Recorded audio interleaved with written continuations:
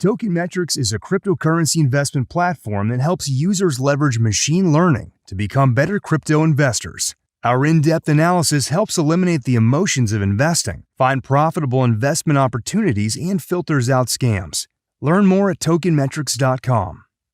Disclaimer: Token Metrics Media LLC does not provide individually tailored investment advice and does not take a subscriber's or anyone's personal circumstance into consideration when discussing investments, nor is it registered as an investment advisor or broker-dealer in any jurisdiction. Information contained herein is not an offer or solicitation to buy, hold, or sell any security. The Token Metrics team has advised and invested in many blockchain companies. A complete list of their advisory roles and current holdings can be viewed here at tokenmetrics.com/disclosures. All right. Hello, everyone. Welcome to the Token Metrics Show, 100X Show. Now, we have the pleasure of being joined by Adam Williams. Adam Williams, I had the pleasure of meeting him in Vegas during Vegas Blockchain Week and also at World CryptoCon. Adam, welcome on the show. How are you? Thanks, Ian. Appreciate it. Thanks for having me on. All Doing right, well. Awesome. So first thing first, tell the world, who is Adam Williams? Gosh, I'm just a serial entrepreneur, just a guy out here that's been building businesses for a little over 20 years. I'm also a family man. I have a 10-year-old son. I live in Scottsdale, Arizona, and been out here about 17 years and love it out here. But got the crypto bug like pretty much everybody that comes on your show in one form or fashion. And I've been diving into this rabbit hole ever since. So I'm loving what I'm doing every single day right now in the crypto space. Awesome. And you're also working on Vegas Blockchain Week, World CryptoCon, Evolve events. Can you briefly tell us about those companies? I am, yeah, actually, and thank you for the introduction. Originally, before I dive into that, first and foremost, I actually met you out in Miami at Mo's conference a couple of years ago. It was the first time that I had met you face to face, and I met you through Charlie Shrim. Actually, we had a dinner with Charlie, and then shared an Uber over to one of the after parties of the conference. So it was a pleasure getting to meet you and get to know you a little bit. But before I get started on my journey, I really wanted to thank you for everything you've done in the space. I started listening to you early on when I was really diving in, and when the big run-up happened and there were so many crazy things going on. You were really working hard every single day to help people avoid scams and some pitfalls, and so, all the things that were going out there in a time where, in my opinion, there wasn't a lot of good advice happening. There weren't a lot of people trying to really help this ecosystem. So I just wanted to thank you. I really appreciate everything you've done and everything you continue to do. So yeah, but with that said, Vegas Blockchain Week, World Crypto Conference, we're going on our third year now. We started out in our first event was 2018, October of 2018 at the Aria Hotel in Las Vegas. And it was a really great turnout. We had about 2,400, 2,500 attendees there. I don't think you made it that year. I know you did make it last year, but yeah, in 2018 you were. 2018 I was on the world tour. Yeah, you were traveling quite a bit. That's right. And then our second event last year was October again, Vegas Blockchain Week, where we had Litecoin Summit and Coin Agenda, and Charlie Shrim did a trading event, his Crypto IQ trading event, and several other events that joined us at the Cosmopolitan in Las Vegas for an entire week last October. And again, really a great event. And we're doing it again this year, and we'll continue to grow every year. But this year we're doing it again, an entire week, October 19th through the 23rd. And it's going to be at the Palms Hotel and Casino, which for those of you that don't know, the Palms just completed a $690 million renovation on the property. And we were just out there last week actually doing some walkthroughs. It's stunning. It'll blow your mind, the beauty of that hotel and the convention space and everything else. So we've got some cool surprises in store for everybody that gets to come out. And yeah, it's going to be another great year. I think this year we're finally, as maybe you might agree, we're starting to see the end of this bear market and rolling into a bull market, which I know I'm excited about. Right. Yeah. I think everybody in crypto has been waiting for a while for this bull run, and I think we're pretty much almost there. Now let's take a back step and go back prior to crypto. What were you working on? So you mentioned you're an entrepreneur. You've been building businesses for a while. What were you doing prior to crypto? Pretty much started building businesses when I was, gosh, it's been 24 years now. Started building businesses, 24 years ago, and I was always intrigued. I started working for my father at a very young age when I was 12 years old, and he owned his own company since actually he started his company the year I was born. So he owned his company and always worked for himself. And I knew very early on that I just wasn't into the thought of working for somebody else. Not that there's anything wrong with that. The world is built on people that go to work every day and work hard to serve and do what they do. But for me, I wanted to build things. I wanted to create. I wanted to do my own thing. And so started working for my father and just learning everything I could. Um, and then built my first business was actually a detail shop, detailing cars because I was into cars. So it's kind of a natural thing. And went on shortly thereafter to begin building businesses around marketing products and services for other companies. So I've always been in the marketing space, and really just the thought that every product, no matter what it is, every service, no matter what it is, needs marketing. It needs eyes on it. It needs, you can build the most beautiful website in the world, but if nobody knows about it, it doesn't matter, right? You have to drive traffic to it. So that was very intriguing to me. And about 10 years, 12 years ago, I started marketing in the medical space, and met a gentleman by the name of Dominic Robbie, who is now my partner and co-founder at Evolve Events, which is the parent company for World Crypto Conference in Vegas Blockchain Week. And Dominic just kept prodding me in the side about this Bitcoin and cryptocurrency thing. Over the years, he just kept telling me, we really need to take a look at this, really need to take a look at this. And it wasn't honestly until the run up and, everybody, obviously I wasn't sleeping under a rock. I knew what cryptocurrency was. I knew what Bitcoin was from early days, but I never really took a serious look at diving into business around a marketing aspects and how we could create a platform for companies that were trying to do things in this space. So, Dominic and I sat down and we formulated a plan to create a large, tangible marketing platform for companies in the cryptocurrency and blockchain space. And World Crypto Conference was born. And that's where we started. Wow, great, great. Yeah, so I spoke with Dominic last year as well. Great guy. Okay, so you go to crypto events, Bitcoin events. What was your first event that you went to where you said, wow, this is really big? This is it. Oh, the first one. What was the first one? Let's see. The very first thing that I did when Dominic and I had this thought to start our own event company based around Bitcoin and blockchain was I started traveling to as many events as I could go to. I wanted to see what was out there. I wanted to, get as much knowledge, meet as many people like yourself that I possibly could. I didn't know anybody in the crypto space. I knew, some names of, obviously I knew who John McAfee was and some of the other characters that are pretty bright in the space. I knew who Brock Pierce was, but I didn't know them personally. I had never met any of these guys. And so I said, I need to get out there. I need to start traveling. I believe the first event that I ever actually attended was one of the Start Engine events in California. And then I just went on a rampage. I think my first year I went to 18 events all over the world. I went to every event I possibly could go to. So I built a pretty good relationship Rolodex, so to speak, in the space in a very short amount of time. But I do believe it was Howard's event, the Start Engine event, that kind of kicked it all off for me. Cool, cool. So how did you get acquainted with Charlie Shrem?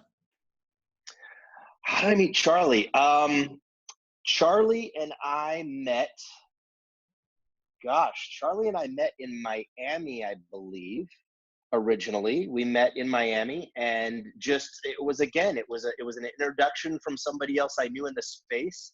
And then I asked him to come speak at my event, and he said, I'd love to, but I have a wedding that's happening at that time, and there's just no way I can make it.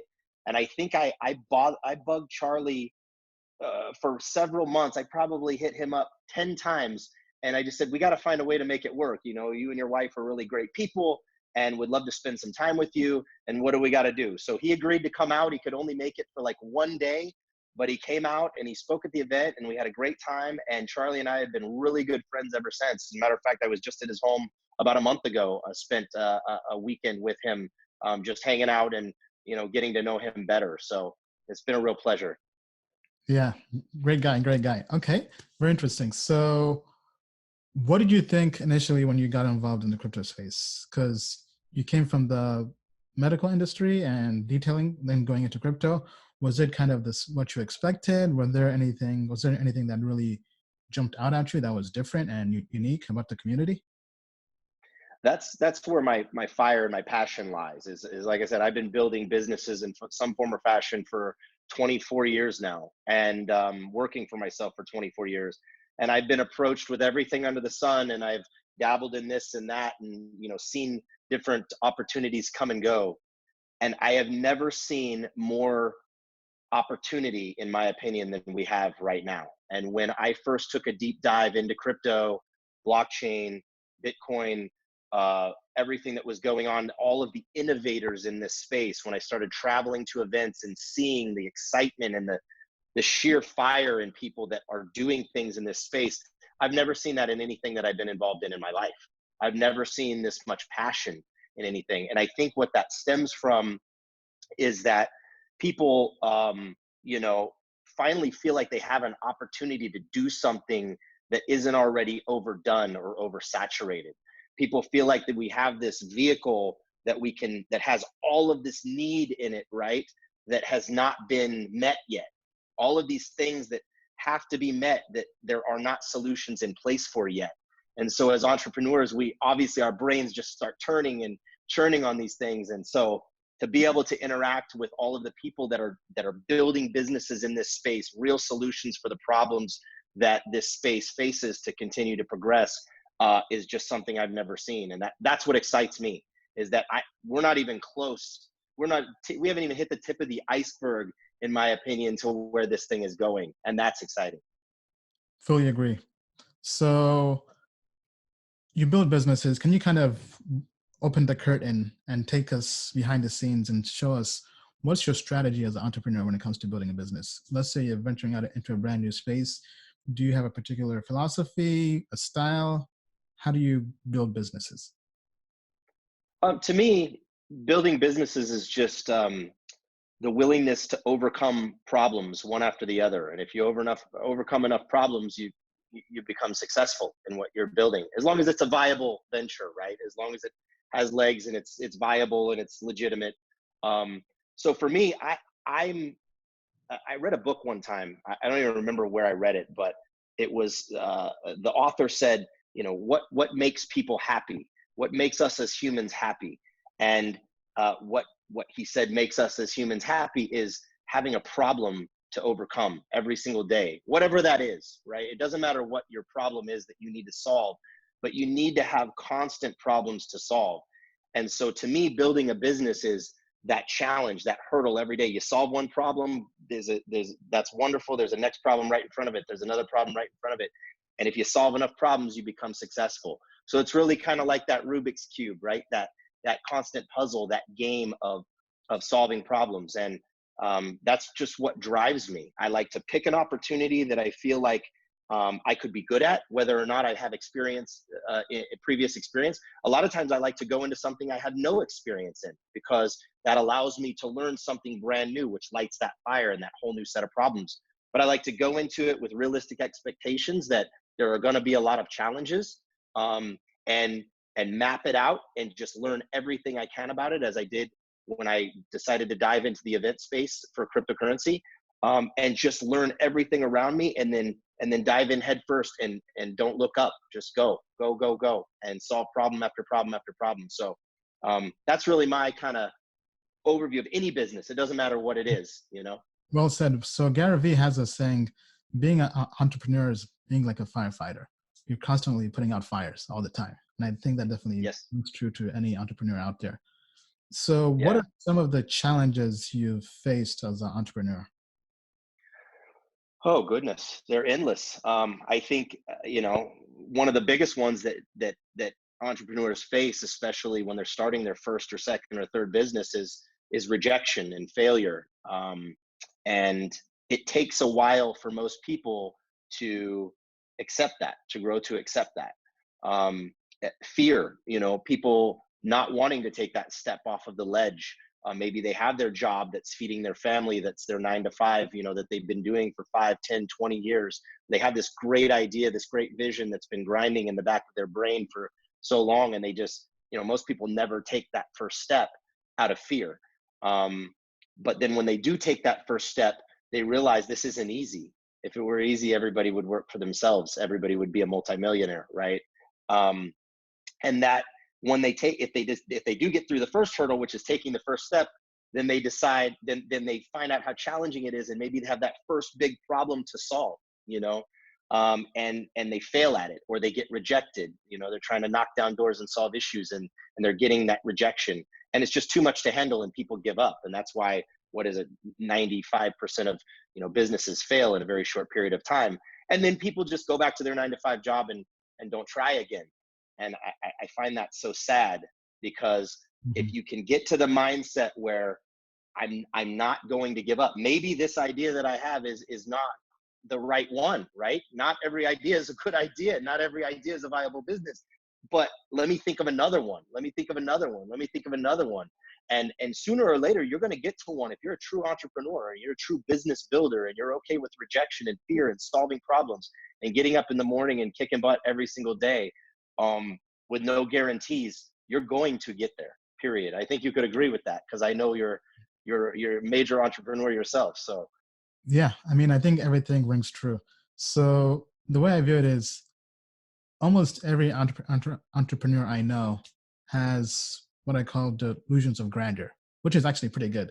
I mean, some people view it as a curse, but I think it's a blessing as an entrepreneur, because if an entrepreneur knew how difficult something they're trying to solve is, as you mentioned, they might not even start at all. I mean, because every project I've ever done, every business, if I knew how challenging it would be, I would have just done nothing. I would just kind of kept on being in my comfort zone. But because you don't really, it's kind of like an iceberg. You just see the tip of the iceberg. You don't really see what's beneath the surface. Then you go out there trying to solve it. Then as you're busy trying to solve it, you're like, wow, this is actually a huge problem. Right. Well, yeah. And the thing about it is everybody is excited about their idea, right? Everybody has an idea, and they're really excited about their idea, but there are very few people that are willing to take every single step it takes to make that idea a reality. And even if they think they're willing to jump into that and they start down that path, once they realize there's a big iceberg underneath that they don't see, they take one of two steps, right? They either get scared out of fear and run away, or they say, I'm going to tackle this thing head on, and they become the next Mark Cuban or the next, whoever, right? That is where they build something that's sustainable and that replaces their income so they can get out of their job. And then some of them go on to build amazing businesses. Well said, well said. Okay, so let's kind of do a deep dive on crypto. What's your philosophy on crypto? What do you think it is right now? What do you think it's going? What do you think the future has in store for us? My personal opinion is that we are, and you hear it all the time. I think that we're really early days. I think that, everybody's heard about, for the most part, 99.9% of people have heard about Bitcoin, right? But most people don't own Bitcoin. Most people don't even understand what Bitcoin really is. They just hear about it from what they hear in a Facebook feed or the news, or their friend that bought it and lost lost all their money and mortgaged their home to buy it at $20,000. And so it has a lot of negative undertones still with the general public, which is, again, driving fear. For me personally, I truly believe that we haven't seen anything yet. I think that, Bitcoin's sitting at, what is it, $8,500, $8,800, whatever it is right now. I don't pay attention day to day, but between $8,000 and $9,000 is nothing. I think that the scarcity of Bitcoin and the way that it is built, the way that the technology is built to currently deflate over time, it's inevitable that, I don't think it's going to hit $1 million like John McAfee said. I'm not putting my junk on it over the next year, but I believe it's inevitable that, at some point in time, it will be worth $1 million or more per Bitcoin. And there are, I believe, with other cryptocurrencies, the altcoins, there's a lot of junk out there, but there's also going to be a lot of altcoins and projects that rise to the top. Why? In my opinion, because they're built to solve problems.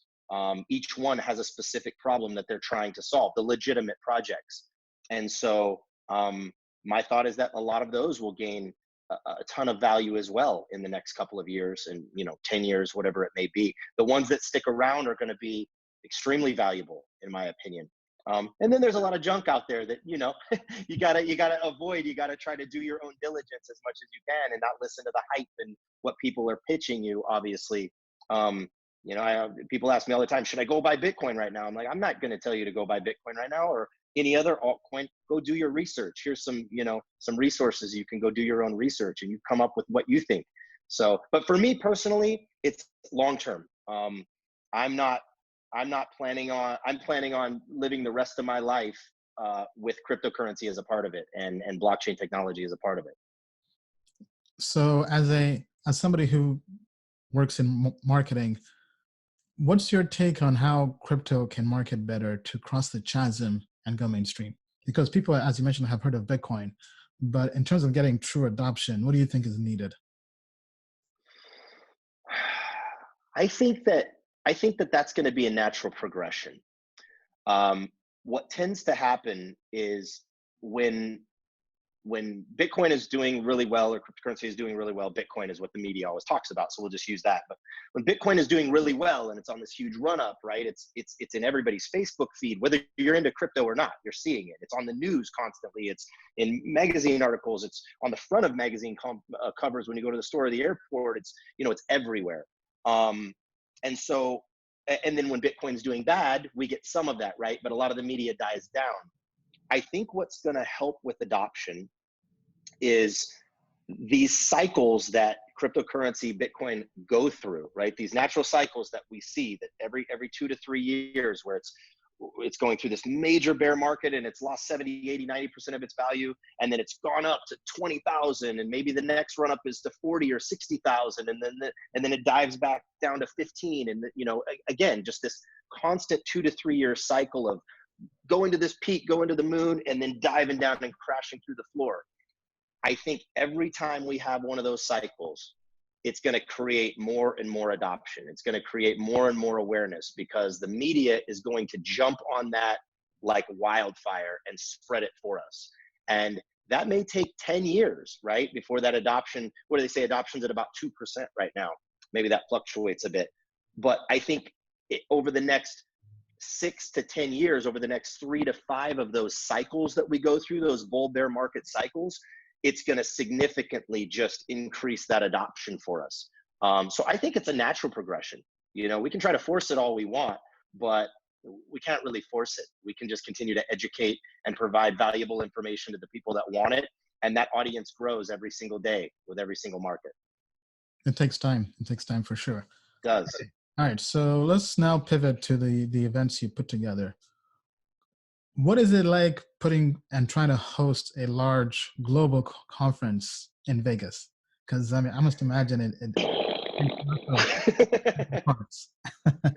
Yeah, it's I had never done this before. I had hosted some very small events in the early days, in my early 20s, just different things that I had done, but never a big conference. Luckily, one of our co-founders, Eric Spire, who's the third co-founder, it's Dominic, myself, and Eric. He comes from hosting very large scale events. He used to it was more music festivals, but events 10, 20, 30,000 attendees. So he understands all of the nuances and the pressures and the million moving parts that the people that attend the event never even know are happening behind the scenes. So the first thing I would say is very thankful to have somebody with that knowledge on board that can help guide and navigate us through the waters of that.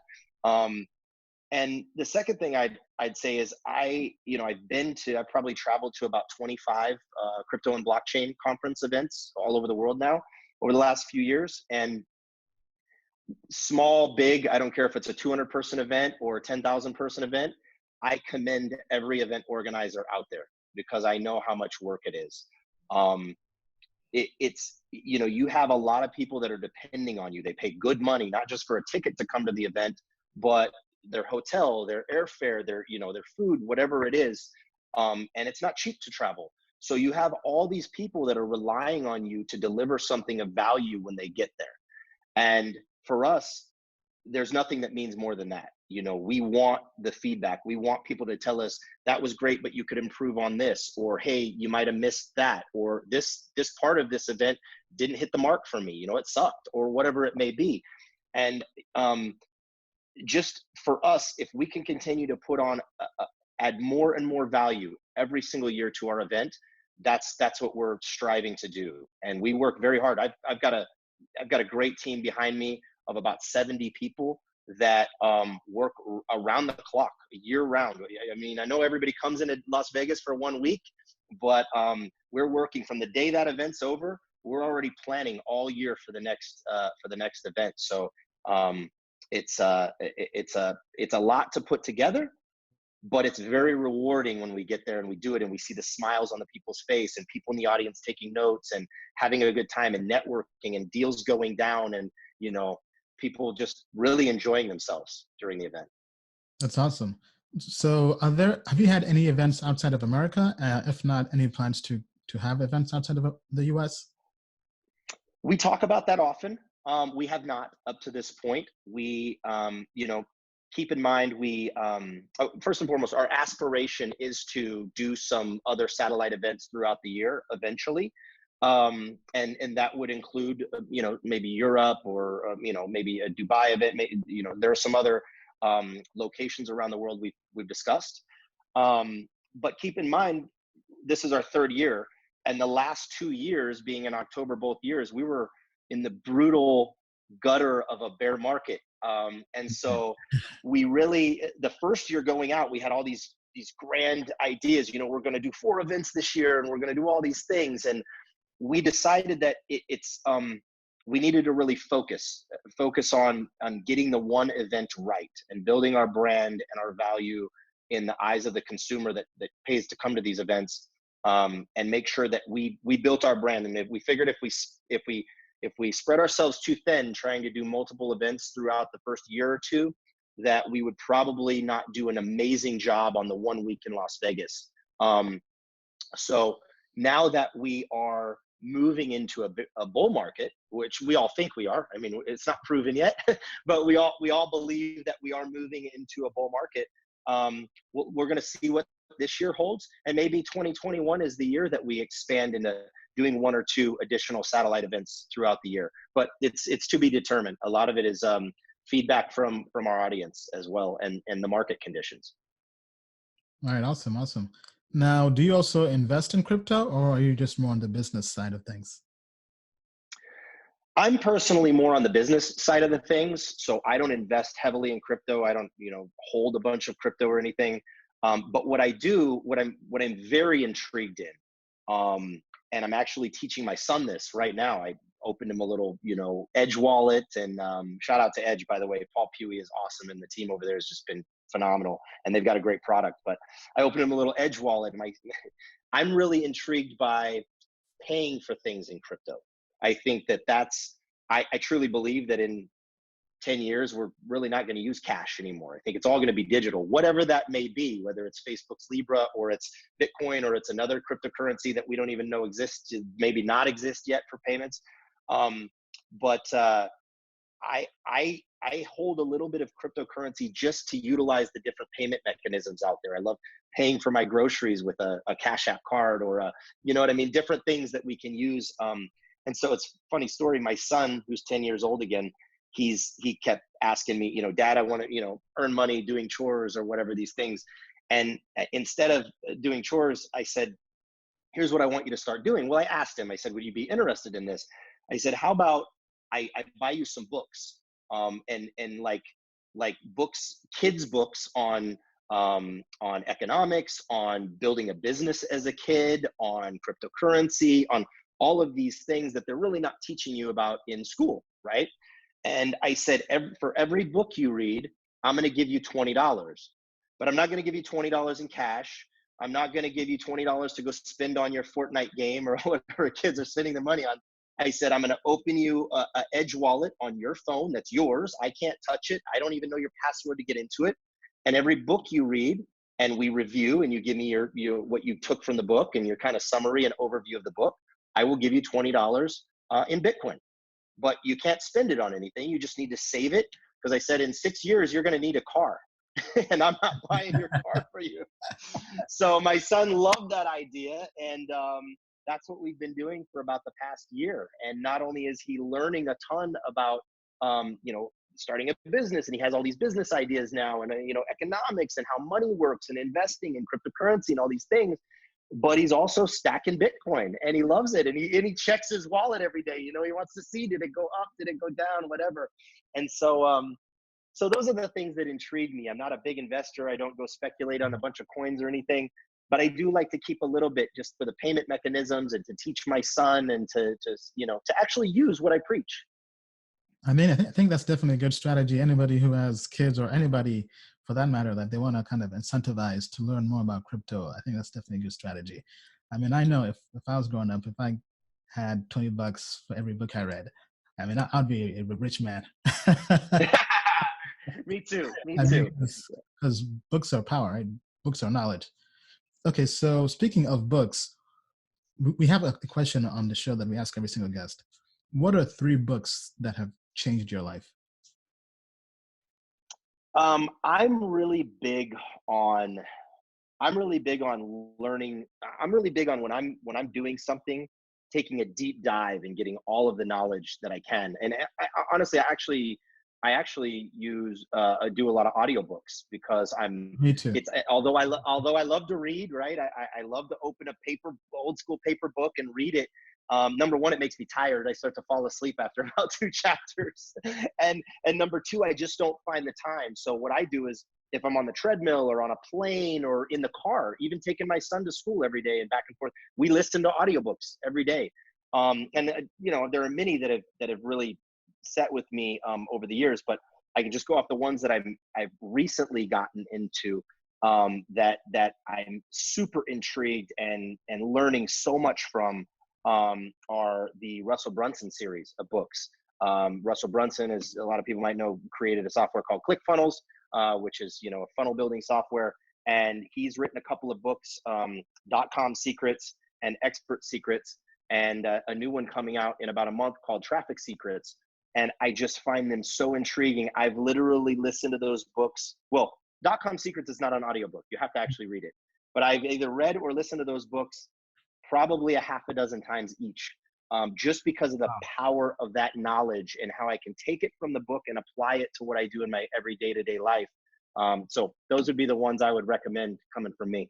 Great books. So I did listen to the audiobook for Expert Secrets. Me just kind of obviously being an influencer in crypto, I think everything he put together is well done. Well done.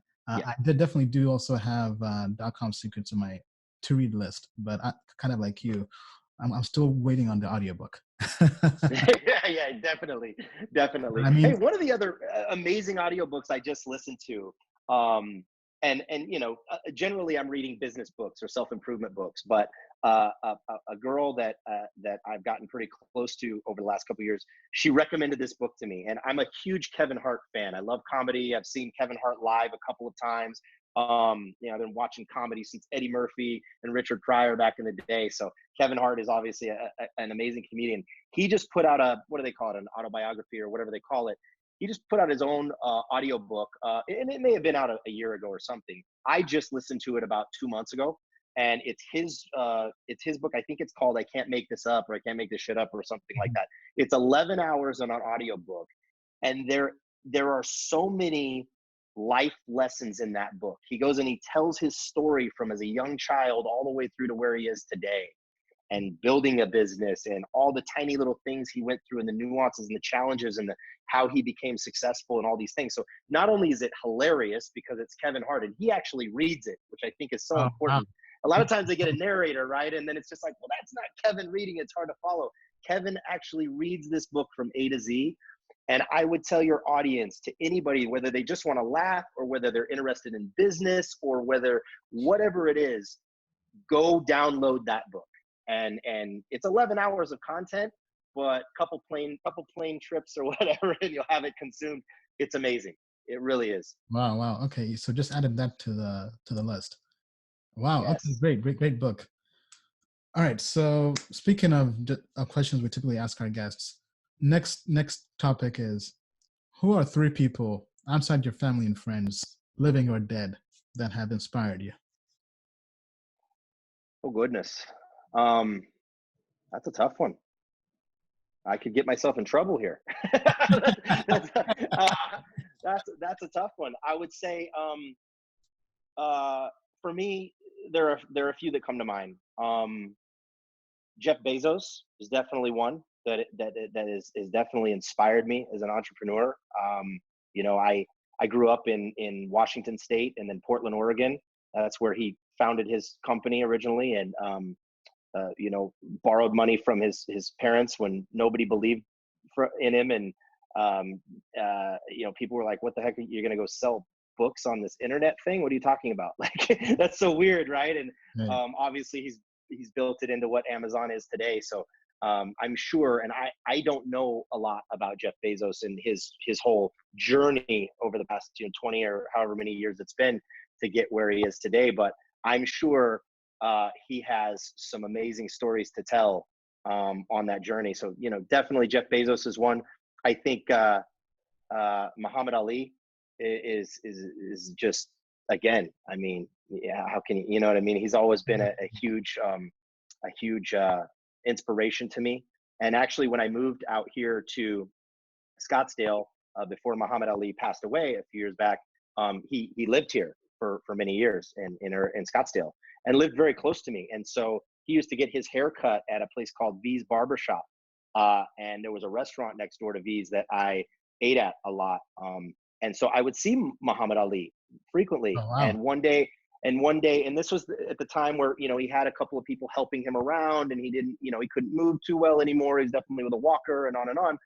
It was before he was in a wheelchair, but he was definitely in a walker. And one day I got the courage to go up to him and just, you know, thank him for being such an inspiration to so many people. And he was so gracious. He shook my hand. And so that was really cool. And then the last one I'd say is Michael Jordan. Again, just I grew up watching Michael Jordan play, and somebody that, you know, you can put him right there with Kobe Bryant, of course, but somebody that just had that much drive for their craft. You know, to be the one that was practicing after everybody went home and, you know, or did something else with their life or whatever. So those would be the three that I say come to mind, top of mind. Great list, great list. Muhammad Ali is definitely on my list as well. I mean, obviously, I wasn't around when he was in his prime, but just reading his books and learning about his history. And what really stands out to me the most was because back then in that era, there's lots of tension. And he was really out there in your face, and he backed it up. He basically had a loud mouth, was controversial, but he backed it up. Yeah, And he was the best at his craft. So I think the fact that he could really have a voice, especially in an era when very few people were afraid to have a voice and absolutely. make their opinions heard, I think was definitely something that has also inspired me as well. All Yeah, right. I'm always inspired by somebody that is willing to stand their ground for what they believe in, no matter what the outcome, even if it could possibly be really bad.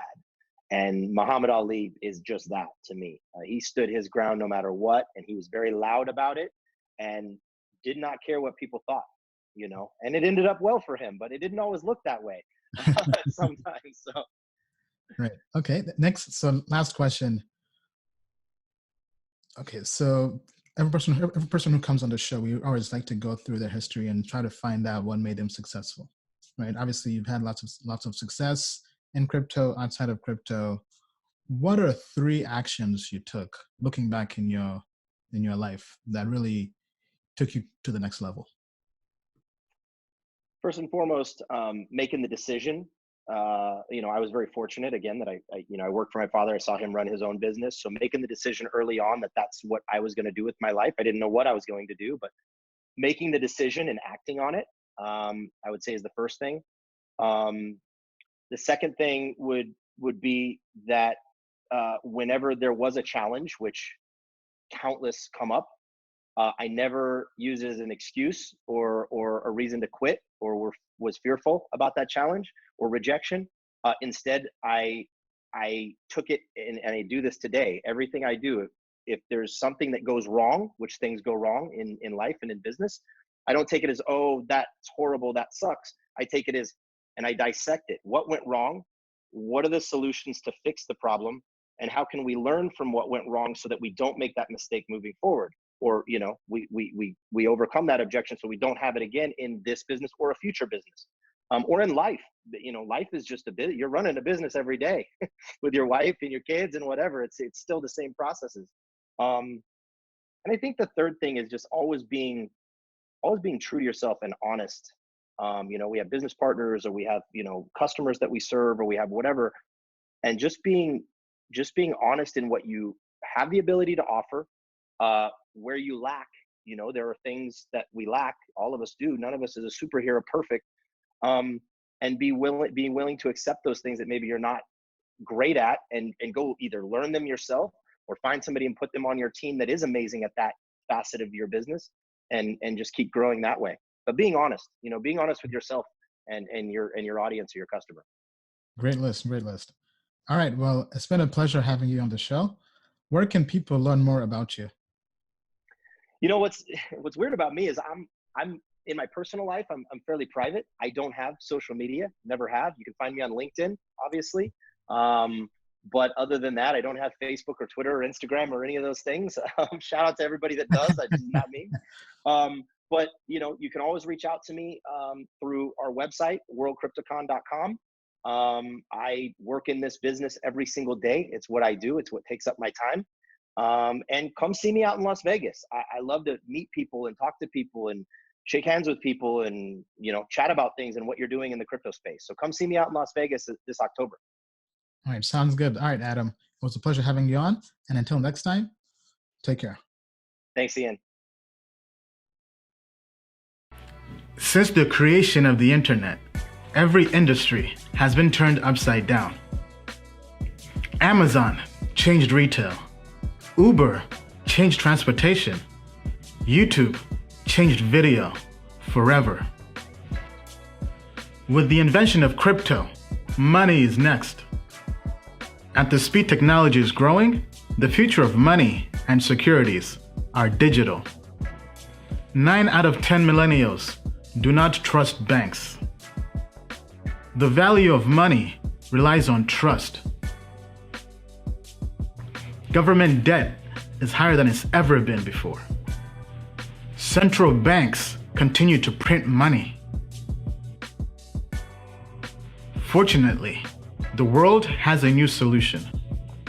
Experts predict in 7 years, 10% of the world's economy will be in crypto-based assets. Today, 1 billion people have access to the financial industry. Crypto is about empowering the other 6 billion people by banking the unbanked. Do not underestimate this. Do you wish you invested in Google, Amazon, or Netflix before anyone ever knew about them? $1,000 invested in Netflix turned to over $500,000. At Token Metrics, we help you find the next Netflix. Token Metrics users think differently about investing. They are early adopters looking for financial freedom. They are people who see a better world. A world without international borders. We believe in a world where everyone has access to the next financial revolution. At Token Metrics, we are creating a bridge that gets you to that revolution. We will help you make sound investments in this new world. The world's best investors do not rely on their intuition.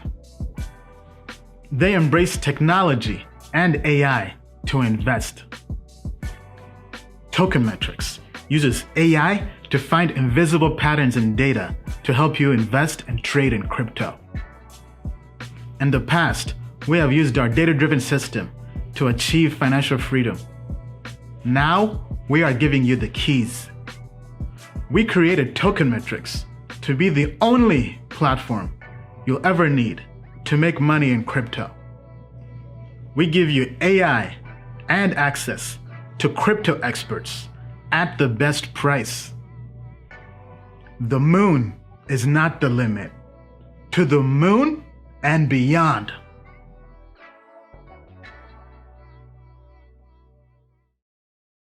Disclaimer: Token Metrics Media LLC does not provide individually tailored investment advice and does not take a subscriber's or anyone's personal circumstance into consideration when discussing investments, nor is it registered as an investment advisor or broker-dealer in any jurisdiction. Information contained herein is not an offer or solicitation to buy, hold, or sell any security. The Token Metrics team has advised and invested in many blockchain companies. A complete list of their advisory roles and current holdings can be viewed here at tokenmetrics.com/disclosures.